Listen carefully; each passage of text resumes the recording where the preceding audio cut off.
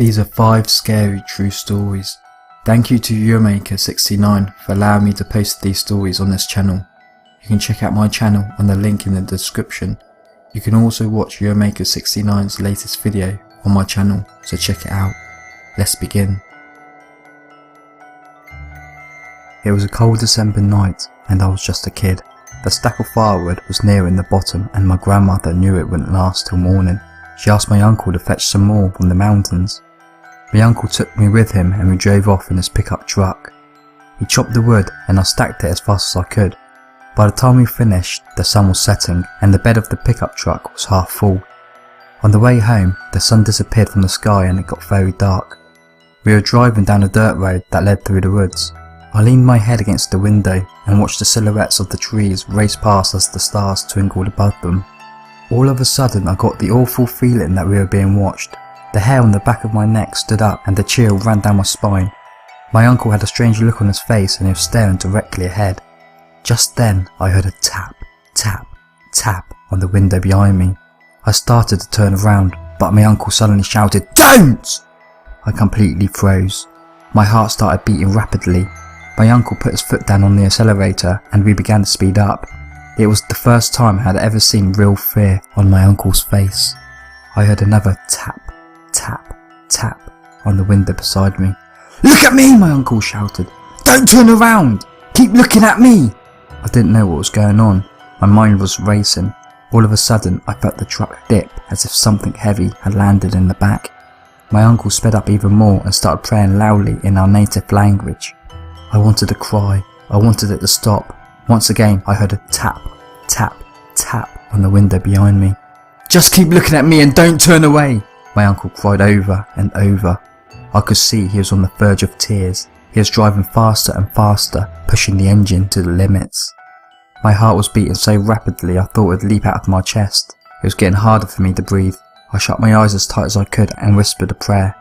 A minute or two passed and then the truck dipped again. My uncle looked around and let out a deep sigh of relief. He slowed down and everything was quiet again. All I could hear was the drone of the truck's engine and the crunch of the gravel on the dirt road. My uncle looked at me and said, "We will have your father do a prayer in the morning so the evil will forget our faces." I remember curling up on the seat and just started the clock on the dashboard as I listened to my uncle sing an old prayer. By the time we got back to my grandmother's house, I was almost asleep. My uncle carried me inside and put me to bed. To this day, my uncle has never talked about what happened that night. There is a small village on the island of Hawaii called Ola. Nobody would ever guess the terrible secret this village holds, following the accidental drowning of a young boy many years ago. Today, the tragedy still haunts the villagers and their children. Back in 1947, a group of kids were playing on the banks of a deep pond outside the village. One boy accidentally tripped over a log and fell into the water with a splash. Before any other children could react, the boy sank beneath the water's shimmering surface. For a few moments, they waited for him to resurface, but there was no sign of him. Horrified, they ran back to the villagers to get help. Some local men came as fast as they could and dived into the pond, searching for the young boy. They were terrified by what they found.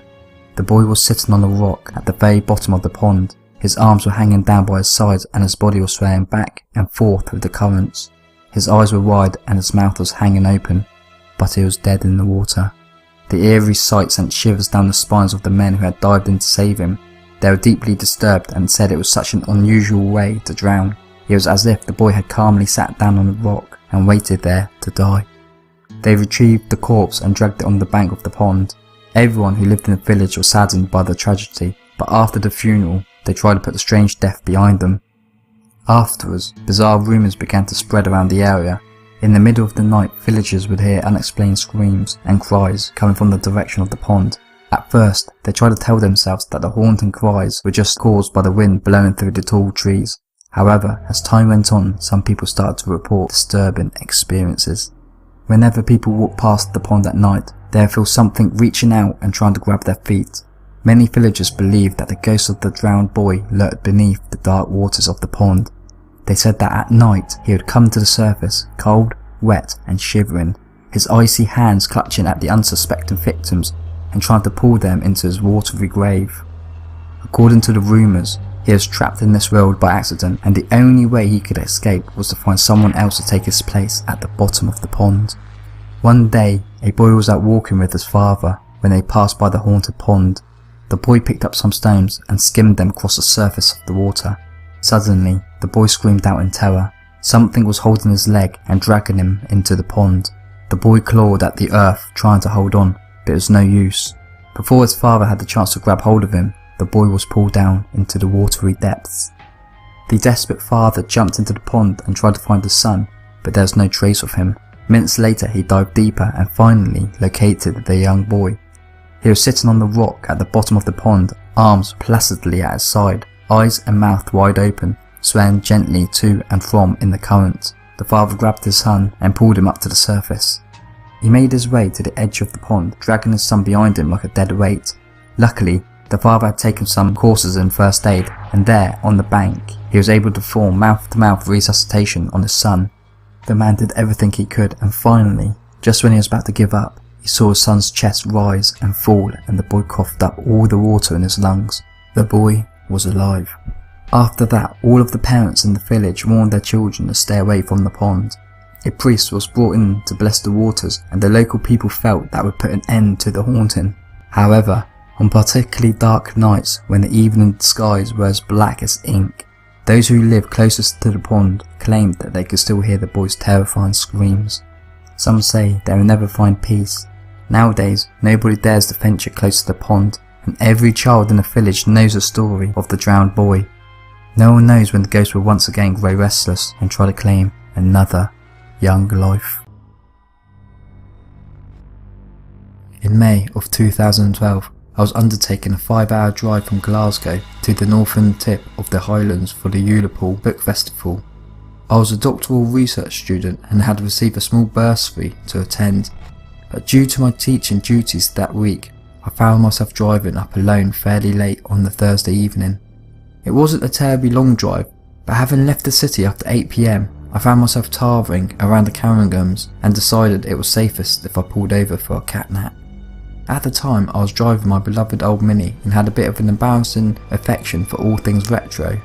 I was therefore carrying a ridiculously old Nokia mobile with the battery life of a Spinal Tap drummer and absolutely no internet capability. I had pulled over into one of the parking areas of the National Park at Aviemore, where I specifically chose one of the smaller car parks that acted as an access point for hill climbers. These areas that permit overnight parking are generally off the main road and are unlit, which I thought would best facilitate a quiet rest before I started driving again. What with it being Scotland, it was raining lightly and the air was chill. I lowered my seat and pulled my coat over, drifting off fairly quickly as the rain drummed pleasantly on the roof of the car.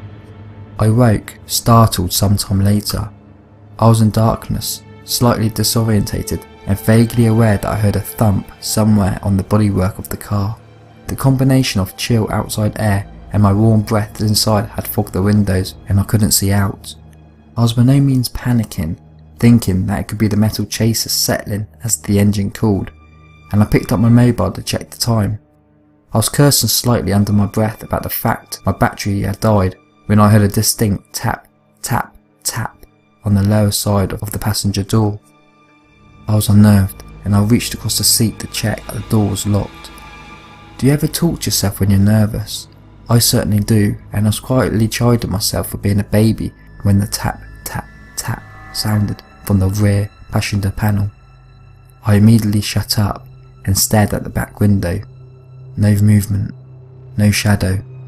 A bit exasperated with myself, I switched on the engine, turning the hot air on to clear the windows.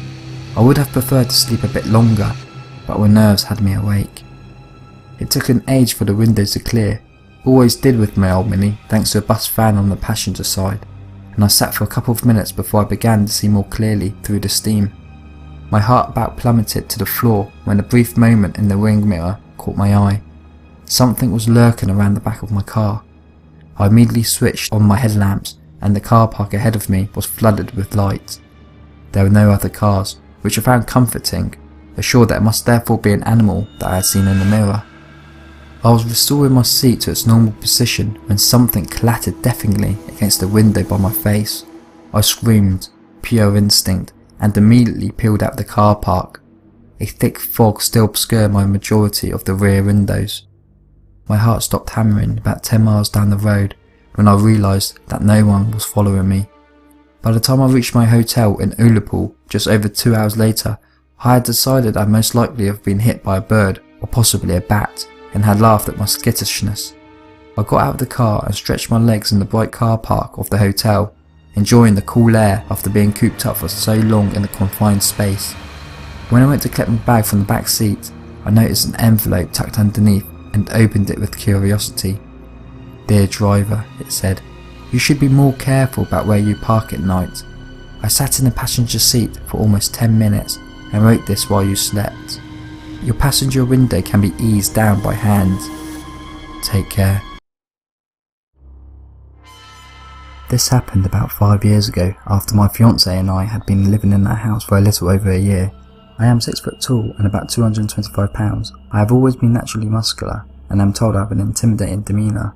My fiance is 5 foot 2, weighs maybe 130 pounds. She's a tiny little thing. Our house is a bi-level home where you walk in the front door and there are 2 half staircases going up to the living room or down to the basement. The only access to our backyard is through the sliding glass door in the upstairs living room and down the stairs from our deck, which, you're going to find out, is very important in the story. During this time, I partied a lot, way more than I should have. I was between jobs and it was towards the end of the holidays, so my interest in finding a new job wasn't quite what it should have been. Many of these nights I was out partying, I would end up crashing with friends, which meant my fiance spent many nights alone with our 3 dogs. I had a serious problem with substance abuse, primarily alcohol, and I'm sad to say I was letting it get the better of me. Fast forward a couple of months and I just found a new job that had random drug and alcohol testing, a godsend in hindsight. I had been sober all of 2 days and had began repairing my relationship with my fiance when she told me how glad she was that I was sleeping at home again. I thought nothing of it, kissed her on the head and told her how glad I was too, and I loved her. Later that night, my fiance and I were watching TV downstairs when I thought I heard something moving in our backyard. The dogs heard it too, but I dismissed it because they just perked up their ears, but didn't seem too alarmed. A moment later I heard the noise again, and my fiance very quickly mutes the TV and gives me a very nervous look. "Did you hear that?" she asked, looking very uncomfortable. I told her it's probably just a few of the neighbourhood cats playing in our bushes, as there were quite a few outdoor cats living in the area, and she shook her head and began insisting that this wasn't the case. Before I could even ask her what made her so sure, I hear our sliding glass doors upstairs fly open. All 3 of my Great Danes and myself were on our feet in an instant. The dogs let out the most ferocious sounding barks I've ever heard and tore ass up the stairs, with me right behind them. As I'm rounding the first set of stairs and the dogs are reaching the top of the second set, I see the sliding glass door slam closed and the silhouette of a man running away. I get the door and fling it open, and the dogs shove me out of the way to chase after this would-be intruder. I grab my flashlight, one of those big 4D cell MacLeods that cops carry, and run out into the yard. I just made it down the deck stairs when I see the dogs freaking out at the back fence. I sprint over and jump the fence just in time to see the man reaching the opposite fence and trying to get over it. He was covered head to toe in black clothing, a thick black hoodie with the hood pulled right down to conceal his face. Without any regard for my personal safety, I charge the man and just barely miss getting hold of him as he makes it over the fence. Once more I follow him over and come around the front of my neighbour's house just in time to see him hop into the old beaten pickup and speed off. I watch for a moment as he tears out of the neighbourhood and disappears into the night. I run back home as fast as I can to check on my fiancée and make sure she's okay. When I walked into the house, she was sitting in the upstairs living room surrounded by all 3 of our Great Danes and clutching the biggest knife we own. She is visibly shaken, but ultimately she is a very strong woman and told me she was ready in case I got in trouble. After calling the cops, giving statements and triple checking to make sure every door and window in the house was locked up tight, we decided to watch another movie as neither of us were tired after the adrenaline rush we had just been through. During the movie I asked her what made her so sure before that it wasn't just cats playing in the yard. What she told me was enough for me to decide it was time to change my whole life. She said that for about a month now she had been hearing strange noises coming from all around the house late at night. She had heard footsteps outside and occasionally what sounded like whispering. When I asked her why she never told anyone, she just shook her head and said she didn't know. After hearing this, I came to the realisation that whoever this man was, he knew that I was never home at night and that my fiancée essentially was all alone most of the time. Fortunately for us, he somehow missed the fact that we have 3 Great Danes, and for whatever reason on this night he decided not to check and make sure she was alone again. Since that day, I have been 100% sober from everything, 5 years total as of March the 1st, and I have not left my fiancée alone overnight since. Our relationship has never been stronger, and our 3 Great Danes are 3 of the best dogs anyone could ask for. In the end, this experience has changed my life completely for the better, but creepy wannabe rapist, burglar, whatever you are, let's not meet, for your sake. A little background for you guys. My dad and I have never really seen eye to eye, not in an abusive manner or anything of those sorts, but we clashed to the point where an argument can erupt within a matter of minutes between us. My mum usually says there's no doubt I'm his daughter.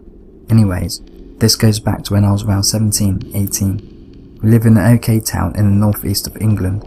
My town's quite literally divided by our main road, which separates the quiet family houses on one side and the drug-fueled abusive families on the other. You know the kind. The ones that have far too many children just for the sake of the money from the government, and yet they spend it on more alcohol than necessary. Well, one night I was planning to spend the night at my friend's house, Sean and Josh. They were like brothers in a lot of ways. We would just spend our nights playing games. The only thing was, they lived off at one of the worst roads in my town.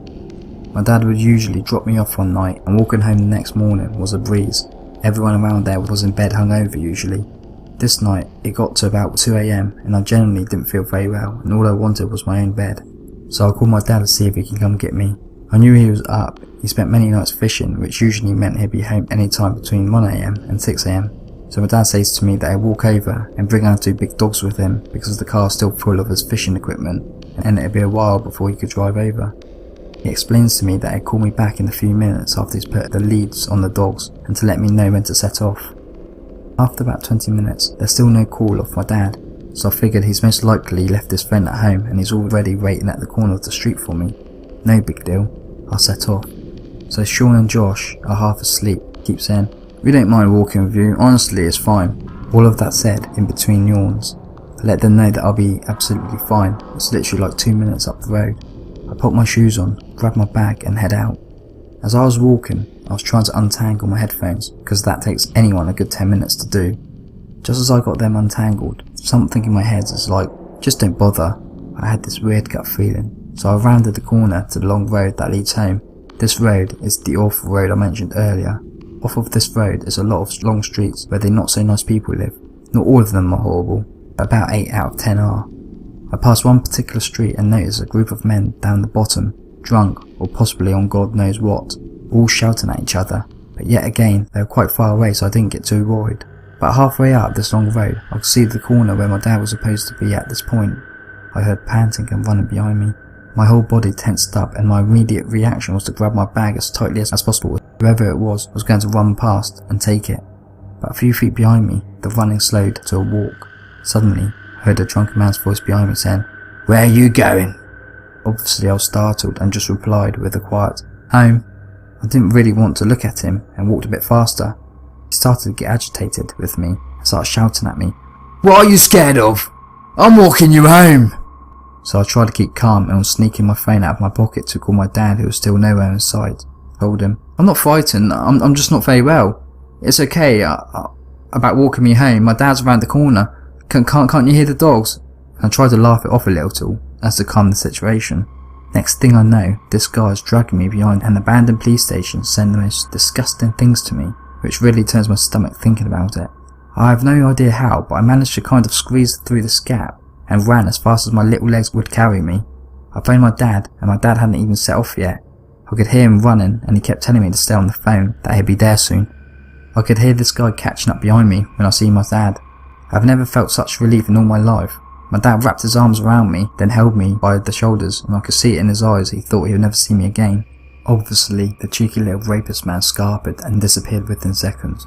My dad walked me home as I tried to choke out what had happened, and he consoled me until we reached the front door.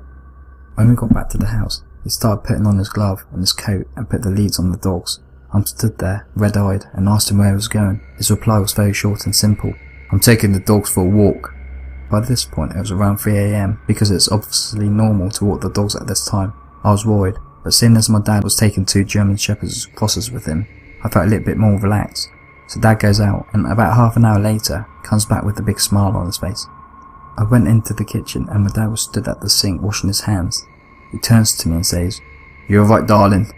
"Still cheery as ever," I said very simply to him. "What have you done?" He replies with, "This guy, did he happen to have a cigarette behind his ear, with beige trousers on?" I remembered the trousers, but not the cigarette. My dad then looks at me and says, "Well, the cigarette's not there anymore." I started to get a bit confused, and I stammered out, Wait, what? You found him?" And at that point, the concern came back into his face. He explained to me that when he found him, he was stood on that same corner that he attacked me at, like he was waiting for another young, naive girl to be walking by herself and do it to her too. In the end, my dad showed me his bloody knuckles and very calmly said, "Just don't tell your mother." If you enjoyed this video, please give it a like, and remember you can check out YourMaker69's latest video on my channel, which is in the description. I began to panic. I stood up and walked over to the window. My dog is usually in the front yard waiting for my dad to get back. I couldn't see him.